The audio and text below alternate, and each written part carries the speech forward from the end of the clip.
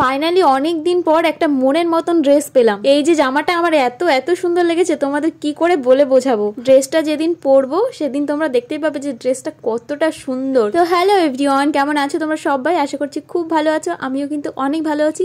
দুপুরবেলা এই যে আমাদের গাছের টমেটো নিয়ে চললাম তনুদিদের বাড়িতে। আর এত রোদ ছিল যাওয়ার সময়, মানে আমাদের বাড়ি থেকে ওদের বাড়ি যাওয়ার ওই রাস্তাটুকুই মনে হচ্ছে যেতেই পারছিলাম না, তাকাতেই পারছিলাম না, এত রোদ। আমি এসে দেখছি যে টমেটো মাখা খাবে, তার কোনো খবর নেই। আমি একা একা এসে এখানে বসে আছি আর কোনো কিছু খুঁজেও পাচ্ছি না, না কাটার কোনো জিনিস, না গামলা খুঁজে পাচ্ছি।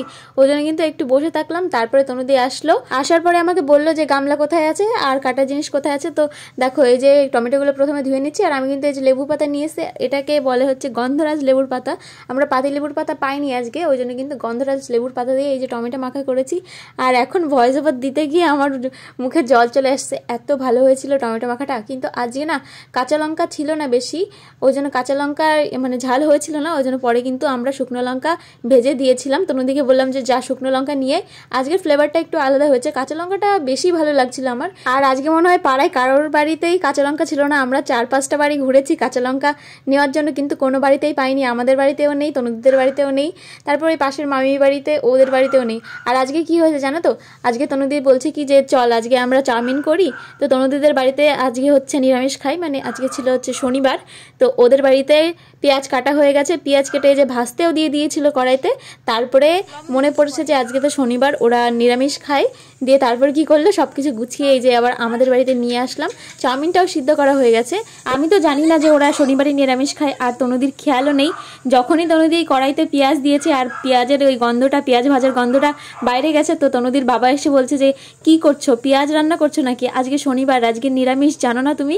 তারপরে সব কিছু গুছিয়ে কিন্তু আমাদের বাড়িতে নিয়ে চলে এসছে। এই যে তারপরে আমি দোকান থেকে ডিম নিয়ে এসেছিলাম। ঠাকুরকে সন্ধ্যা দেওয়ার পরে তনুদি আসলো। তারপরে এখন এই যে আমাদের রান্না হচ্ছে। আমি ছোট ছোট করে টমেটো কেটে নিয়েছিলাম, টমেটোটাও তনুদিদের বাড়ি থেকে কেটে নিয়ে এসেছি, মানে সব কিছু পুরো রেডি, শুধু রান্নাটা হতেই দেরি ছিল। আর জানো তো তনুদি কিন্তু বেশ ভালো সুন্দর চাউমিন বানায়, ওই জন্য তনুদিকেই বললাম, আমি সব কিছু গুছিয়ে দিলাম, ও রান্না করলো চাউমিনটা। আর আজকে আমরা হচ্ছে চাউমিনের মধ্যে চিলি সস আর সয়া সস দিয়েছিলাম। তাও মনে হচ্ছিল কি যে কিছু একটা বাকি আছে। আমার মনে হয় একটু গোলমরিচের গুঁড়ো না দিলে ভালো লাগে না খেতে, তো ওই গোলমরিচের গুঁড়োটা একটু কম ছিল।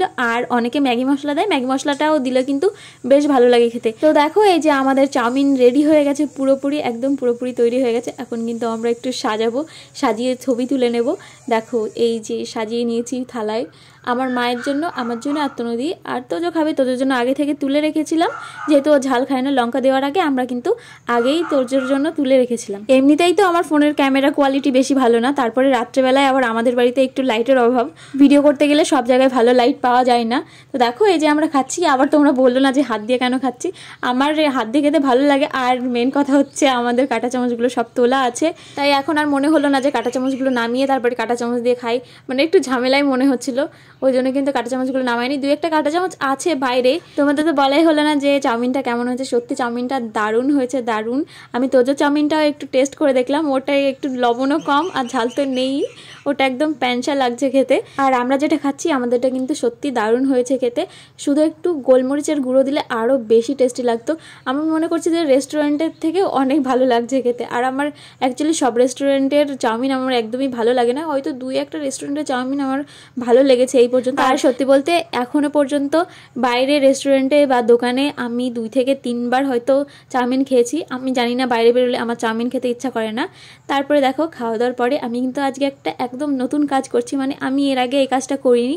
অনেকদিন আগে মা আর আমি বাজারে গিয়ে 2টো চট কিনে নিয়ে এসেছিলাম, কিন্তু সুচ কেনা হয়নি, ওই জন্য কিন্তু সেলাই করা হচ্ছিল না।